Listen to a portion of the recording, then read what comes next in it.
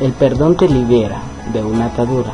De eso hablaremos hoy. El perdón lo podemos leer en Mateo del 22, 37 al 39.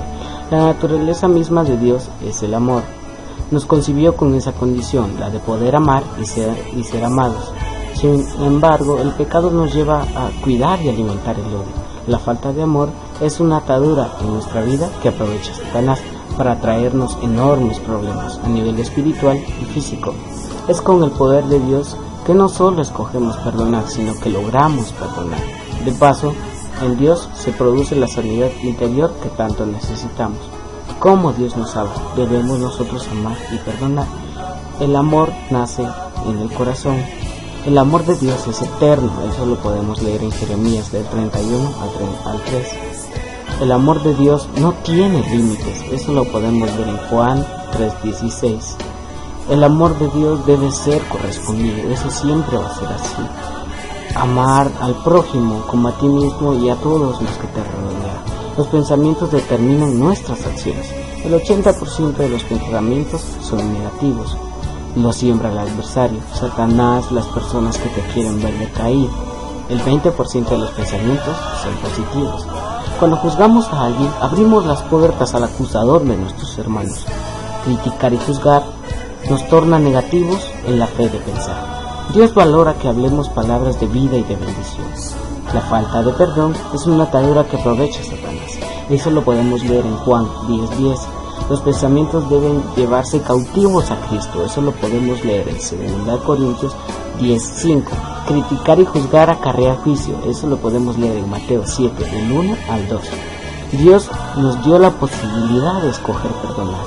Dios nos perdona por gracia, misericordia y amor. Desarrollamos perdón cuando comprendemos que también hemos fallado.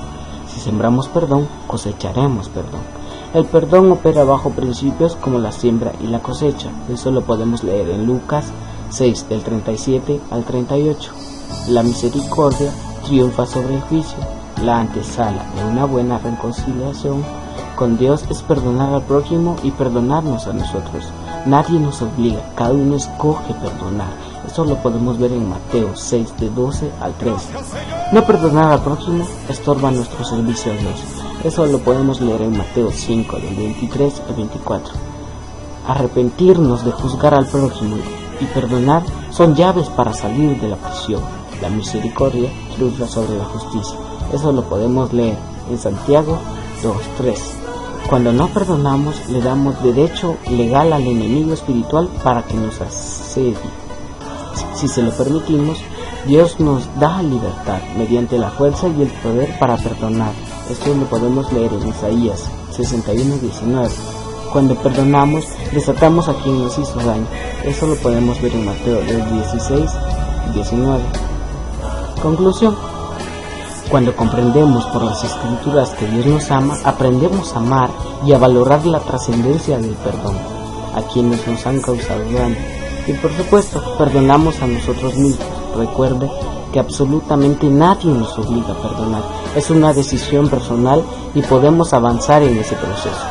No es nuestra fuerza, sino el poder de Dios. Él es el quien sana las heridas y nos permite una vida plena. Hoy es el día oportuno para tomar una decisión sabia. Perdonar a todos aquellos que nos han hecho mucho daño. Nos libera de toda cadena del mal.